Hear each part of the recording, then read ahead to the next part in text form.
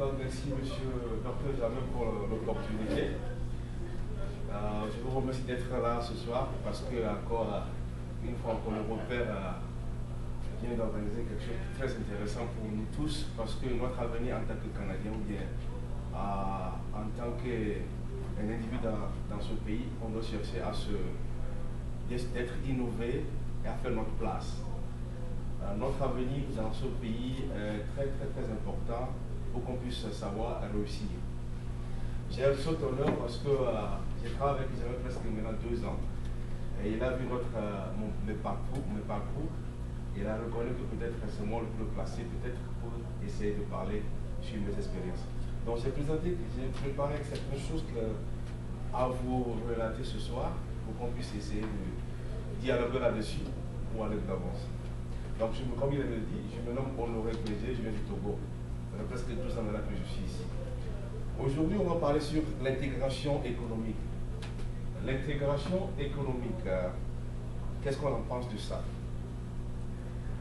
L'intégration économique nous relève comment prendre davantage au sérieux les ressources ou des ressources de croissance et de développement tout en favorisant l'innovation qui stimule la concurrence. Alors, tout le monde pense que le Canada est bien, le Canada c'est un pays qui est vraiment renommé en dehors, dans le monde entier. Mais si on arrive ici, on oublie des fois quelles sont les opportunités qui sont là. Des opportunités économiques, parce que tout le monde est venu pour travailler. Mais qui va créer ce travail? Tout le monde a cette opportunité de créer le travail. Si on tend à travailler seulement pour le gouvernement, un jour tout le monde va avoir des problèmes comme en Europe maintenant. Nous sommes obligés, l'Amérique, la mentalité d'Amérique ou dans le Canada, c'est sur l'innovation. Et tout le monde, on doit embrasser ça. Quand je suis arrivé ici, c'est la même mentalité que j'ai. Donc l'entrepreneuriat. L'entrepreneuriat, c'est avoir l'habilité de transformer ces idées d'innovation en général de revenus. Donc, comme tout le monde, aujourd'hui, on est en train de boire de ce lot. C'est quelqu'un, c'est de quelqu'un. Je vais commencer à vendre de l'eau. Je le mets dans la bouteille, je vais le vendre. Peut-être, moi, il emploie au moins quelques dizaines de personnes dans son bureau, dans sa fabrication, dans sa compagnie. Nous sommes, tout le monde doit avoir cette mentalité de créer quelque chose pour employer les autres. Ce mécanisme d'indépendance professionnelle, de comportement et d'habitude, d'approche qui permet de négocier des possibilités d'affaires pour créer du travail d'employé. Comme je le dis, tout le monde, quelles que soient nos habilités, on est obligé, si on reconnaît que notre citoyenneté est très importante pour nous, on est obligé de faire tout possible pour employer les autres. Le système économique. Le Canada est un pays plein d'immenses potentiels et d'opportunités. Mais pour en réussir, il faut étudier le système et le comprendre au fait fond. Bon. Comme vous le dites, tout le monde est devenu au Canada. Et le Canada fait une grande promotion dehors. Mais quand arrivé au Canada, on devait connaître le système. Le système où on vit ici, c'est un mécanisme qui est très important. On devait s'en savoir. Si on ne comprend pas ce mécanisme, on ne peut jamais s'en sortir. Donc, si je parle du système de mécanisme du gouvernement, c'est le gouvernement de la province. L'État qui d'habitude ouvre des opportunités d'affaires et des contrats sur le plan provincial, territorial, national et international. Ça veut dire que nos gouvernements provinciaux, territoriaux et fédéraux, ils ont des systèmes qui travaillent ensemble. Si on ne connaît pas ces systèmes, on n'arrive pas à assumer nos responsabilités et à connaître ces systèmes, on ne peut jamais s'en sortir. Donc, il est obligé, nous sommes tous obligés de savoir comment est-ce que le gouvernement provincial, comment est-ce qu'il travaille. Le gouvernement fédéral, comment est-ce qu'il travaille. Le gouvernement territorial, comment est-ce qu'eux aussi travaillent. Et quelles sont les opportunités. Donc, un jour, quand tu deviendras entrepreneur, c'est ces gouvernements ou bien qui ouvriront les opportunités d'affaires. Les premiers pas d'entrepreneuriat, avant d'être devenu un entrepreneur, il y a au moins 3 choses à faire. Tu devais être obligé d'enregistrer ton entreprise. C'est la première des choses parce que tu ne peux pas commencer une entreprise comme ça en l'air, mais tu es obligé de l'enregistrer parce que c'est le Canada. C'est un des systèmes que tu dois connaître. 2, avoir un plan d'affaires. Tu es obligé d'avoir un plan pour commencer. Qu'est-ce que je vais faire? Je vais vendre de l'eau, qu'est-ce que je vais faire? Ce plan d'affaires va te permettre d'avoir ta direction. 3, avoir un capital, de l'argent. Tu as besoin de peu d'argent pour commenter. Parce que si tu n'as pas d'argent, tu ne peux rien faire. Donc, ce sont les trois choses qui sont très importantes pour commencer une entreprise.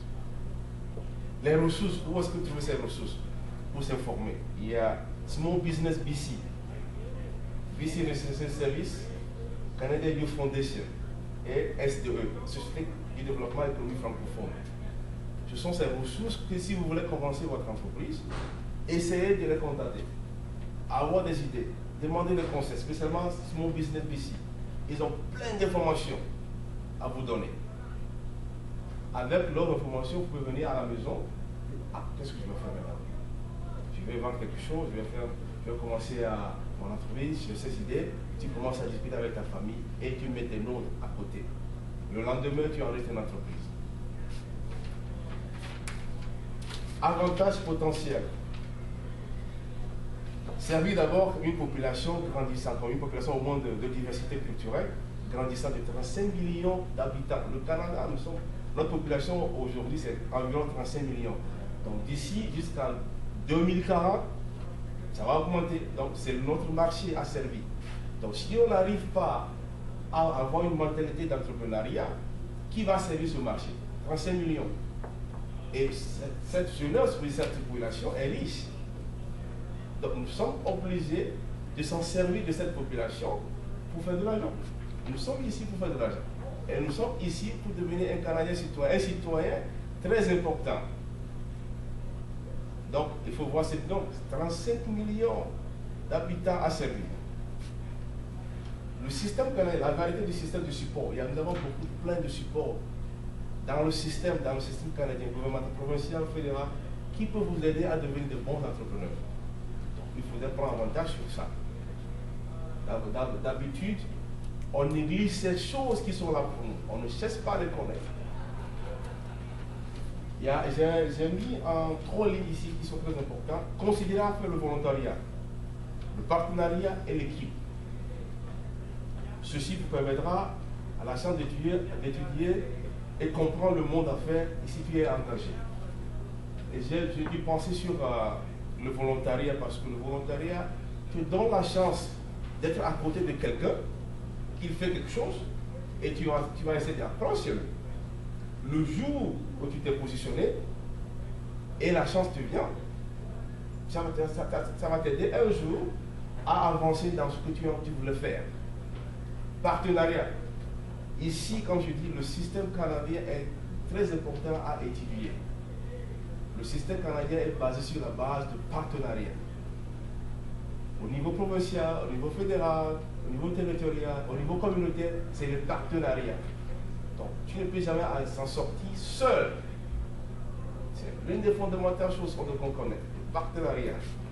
Et de deux, le sens d'équipe. Aujourd'hui, nous sommes ici, nous sommes une équipe, on travaille ensemble pour un avenir meilleur pour le Canada, pour qu'on devienne le meilleur citoyen pour les générations à venir. Donc, c'est former une équipe.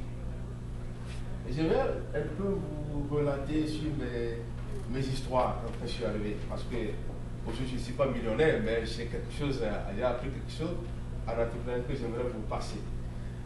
Voilà en quelque sorte sur quelques phrases mon histoire. Je suis arrivé au Canada le 16 décembre 2000. Je n'ai aucune idée sur le Canada. En tant que jeune, j'ai appris, c'est un rêve d'enfance quand j'ai 8 ans. On a lu dans le livre africain, Afrique, mon Afrique, sur le Canada. Avec cette idée on dit parler de l'igloo, des autochtones, le Québec, le français. On me dit, ah, je suis au Canada. Je suis arrivé ici le 7 décembre 2010. La côte ouest. Je parle français. Les gens m'écoutent comme ça. Qu'est-ce qu'il a fait de dire? Je suis arrivé à l'hôtel, j'ai pas d'argent. J'ai un peu d'argent pour me payer au moins une semaine. Et à l'hôtel, on m'a donné un bouchée qui me permet de manger une fois le petit déjeuner le matin. Et c'est le lendemain. Après une semaine, je ne sais quoi faire. J'ai commencé à pleurer. Et tu n'es pas là pour pleurer, il faut s'en sortir. Et un jour, dans l'hiver, au milieu de l'hiver, je me suis sorti et je me dis, qu'est-ce que je dois faire? J'ai marché vers une église, à Westpac, ça s'appelle Saint-Augustin. Et là, j'ai rencontré la congrégation. de cette connexion, je suis devenu bon. J'ai commencé à savoir avoir le moyen d'essayer de me déclarer. Il y a une chinoise qui m'avait pris à la maison, une vieille chinoise. Elle ne me connaît pas bien, je me dis de raconter ton histoire. Et elle m'a amené au cafétéria de l'église.